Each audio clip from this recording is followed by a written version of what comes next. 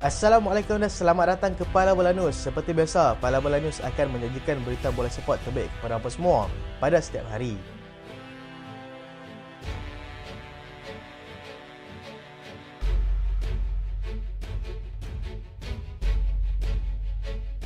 Kita mulakan dengan keputusan Liga Perdana Inggeris yang telah pun masuk pada awal pagi tadi. Spurs menang 2-0 ke atas pasukan Nottingham Forest dan berikut adalah kedudukan semasa Liga Perdana Inggeris.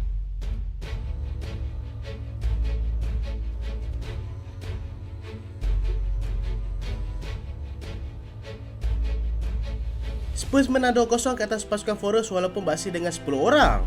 Aksi EPL pada minggu ini bermula dengan perlawanan di antara pasukan Nottingham Forest bertemu dengan pasukan Spurs yang berlangsung di City Ground pada awal pagi tadi. Forest yang turun sebagai tuan rumah masih lagi tercari-cari kemenangan pertama mereka selepas tewas 4 perlawanan dan juga seri sekali dalam 5 perlawanan terakhir mereka. Spurs bagaimanapun bermula dengan garang selepas mengasap betul-betul kubu pasukan Forest sejak daripada awal perlawanan. Richarlison berjaya memecahkan kebutuhan pasukan Spurs dengan jaringan pertama di lewat separuh masa pertama. Hasil bantuan daripada Dejan Kulusevski, Forest berpeluang untuk menyamakan kedudukan pada minit ke-58, tetapi jaringan yang dilakukan oleh Anthony Elanga itu dibatalkan oleh VAR kerana berkedudukan dalam keadaan offside. Kulusevski bagaimanapun menghukum tuan rumah dengan gol kedua pada minit ke-65, hasil kesilapan yang dilakukan oleh penjaga gol mereka sendiri. Malang buat pasukan Spurs apabila terpaksa beraksi dengan 10 orang pemain selepas Bissouma dilainkan kad merah akibat kekasaran telah dilakukannya pada minit ke-69.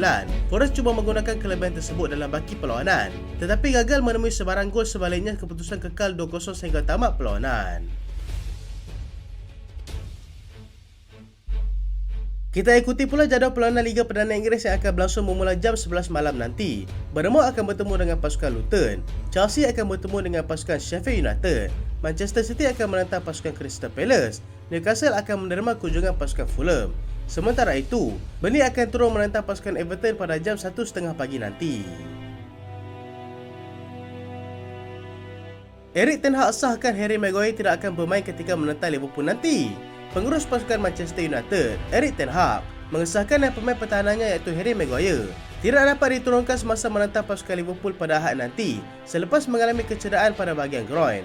Maguire mengalami kecederaan tersebut semasa mereka tewas 1-0 kepada pasukan Bayern dalam aksi terakhir UCL di peringkat kumpulan pada pertengahan minggu yang lalu. Situasi ini sememangnya telah memberikan tekanan yang agak besar kepada ten Hag kerana Maguire telah mempermainkan aksi yang cemerlang selepas diberikan semula peluang untuk beraksi dalam kesebelasan utama pasukan dan juga kehilangan kapten pasukan iaitu Bruno Fernandes yang digantung satu perlawanan selepas menerima kad kuning kelima ketika menentang pasukan Bournemouth pada minggu lalu.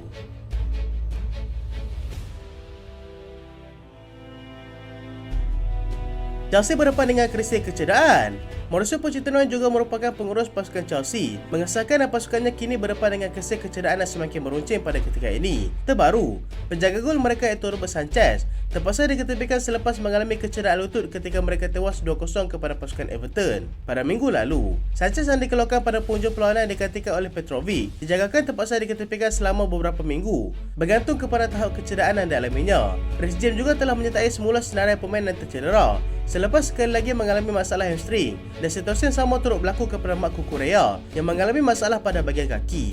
Pochettino bagaimanapun masih kekal positif untuk mengharapkan kemenangan ketika menentang pasukan Sheffield pada malam nanti.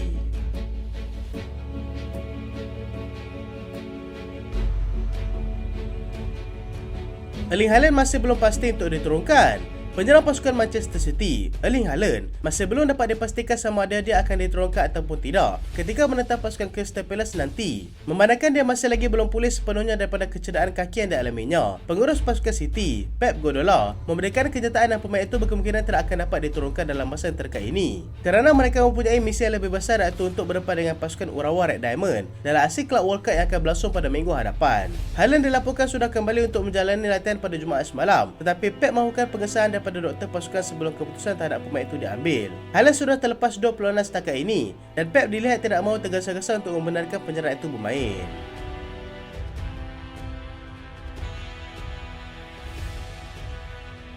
Juventus terlepas peluang untuk naik sebagai pendahulu Serie A. Juventus terlepas peluang keemasan untuk mereka naik sebagai pendahulu Serie A Selepasannya mampu mencatatkan keputusan seri satu sama ketika menantang pasukan Genoa pada awal pagi tadi. Federico Chiesa berjaya meletakkan pasukan Juventus di depan melalui sepakan penalti pada minit ke-28 sebelum disamakan kembali oleh Albert Gudmundsson pada minit ke-48. Juventus yang beraksi tanpa kelibat Adrian Rabiot yang mengalami kecederaan serta Matteo Di Sciglio dan juga Boeskin akibat masalah yang sama. Kedua pasukan silih berganti memberikan asakan kepada kubu pertahanan masing-masing yang ketal bertahan sehingga tamat perlawanan. Kedua pasukan terpaksa berpuas hati untuk berkongsi satu mata dengan Juventus kini hanya satu mata di belakang Inter selaku pendahulu Serie A.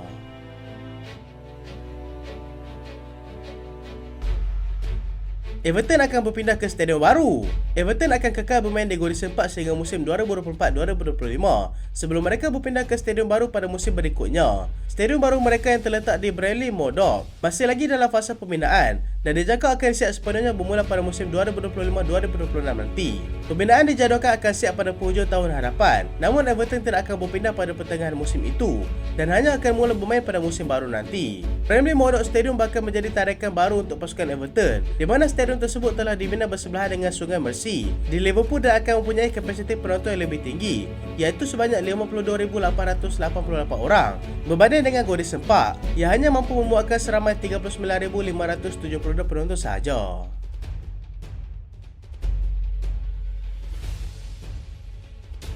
Manchester United sedia rugi 40 juta pound. Manchester United dilaporkan sudah bersedia untuk melepaskan pemain tengah mereka, iaitu Donny van de Beek, secara pinjaman kepada pasukan Frankfurt secara pinjaman pada bulan Januari nanti. Perjanjian yang dikatakan telah dipersetujui oleh kedua pihak itu melibatkan perjanjian yang mempunyai opsi untuk menjadikan pemain tersebut terus kekal di sana. Donny yang kini sudah pun berusia 26 tahun, hanya bermain selama 21 minit bersama dengan United dalam musim ini, menjadikan dia semakin terdesak untuk keluar mencari minit permainan lebih lagi. Dia juga pernah dipinjamkan kepada pasukan Everton 2 musim lalu, tetapi masih gagal untuk memberikan import yang sepatutnya. Perjanjian tersebut juga akan mengaktifkan pilihan untuk kekal bersama dengan pasukan Frankfurt selepas tamat tempoh pinjaman itu, tetapi nilai yang akan dibayar sudah pasti kurang daripada separuh harga semasa United mendapatkan Donny van de Beek dulu.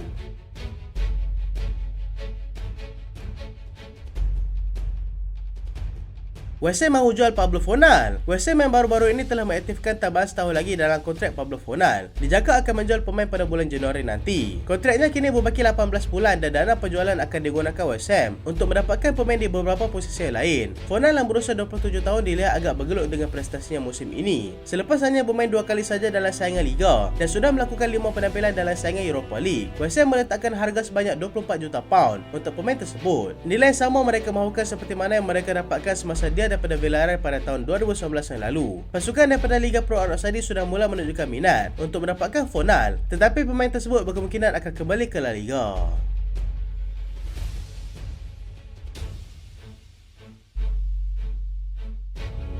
Casemiro sedang untuk tinggalkan United bulan Januari nanti. Pemain tengah pasukan Brazil dan juga pasukan Manchester United, Casemiro, dilaporkan sudah bersedia untuk meninggalkan kelabnya itu pada bulan Januari nanti. Selepas dia dikatakan sudah mengetahui nasibnya bersama dengan kelab tersebut, Casemiro merasakan yang sekarang ini adalah masa yang sesuai untuknya meninggalkan pasukan Manchester United. Selepas berjaya membantu mereka untuk memenangi Piala Carabao pada musim lalu, Manchester United pula dilihat berada dalam keadaan terdesak kerana mereka memerlukan dana yang banyak pada bulan Januari nanti untuk merombak kembali pasukan, dan penjualan Casemiro nanti sudah pasti membantu pasukan daripada segi itu. Casemiro kini menjadi antara pemain yang dibayar paling tinggi dalam pasukan, iaitu sebanyak 300,000 pound seminggu, serta pemegang Jadon Sancho, Donny van de Beek, Rafael Varane dan Anthony Martial sudah pasti membuka lebih banyak ruang daripada segi kewangan nanti. Erik ten Hag pula semakin tertekan dengan situasi yang dialaminya pada ketika ini, dengan Graham Potter dia sebut-sebut sebagai calon penggantinya selepas ini.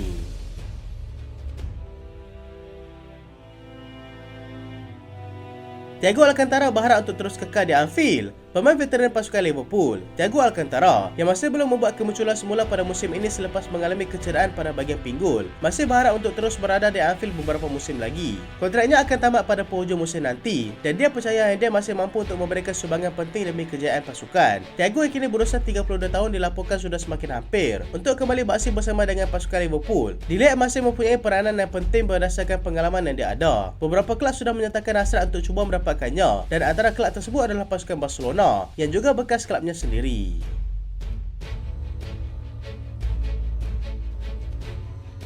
Barcelona akan cuba dapatkan Bruno Guimaraes. Barcelona dijangka akan melakukan kejutan dengan melepaskan penyerang utama mereka, iaitu Robert Lewandowski, untuk mereka cuba membawa masuk pemain tengah pasukan Newcastle United, iaitu Bruno Guimaraes. Lewandowski merupakan pemain yang mempunyai gaji paling tinggi setakat ini di Barcelona, dan beberapa kelab daripada Arab Saudi sudah menantikan peluang untuk cuba mendapatkannya. Jika mereka berjaya menjual Lewandowski pada nilai yang mereka mahukan, sudah pasti mereka akan mampu untuk mengaktifkan klausul perpindahan Bruno Guimaraes yang bernilai 100 juta pound. Chelsea sudah beri kebenaran kepada 3 pemain untuk tinggalkan pada bulan Januari nanti. Chelsea dilaporkan sudah memberikan kebenaran kepada 3 pemain mereka, iaitu Trevor Chalobah, Ian Maatsen dan juga Noni Madueke untuk meninggalkan pasukan pada bulan Januari nanti. Situasi ini akan memberikan ruang kepada Pochettino untuk merombak kembali skuadnya menjelang tahun hadapan.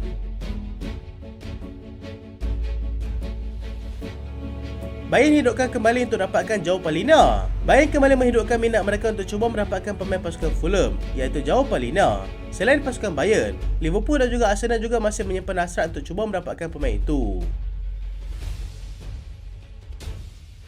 AC Milan mahukan Clement Lenglet. AC Milan dijangka akan cuba mengalihkan perhatian mereka kepada Clement Lenglet yang kini sedang bermain secara pinjaman dengan Aston Villa jika mereka tidak berjaya untuk mendapatkan Jacob Kiwior daripada pasukan Arsenal.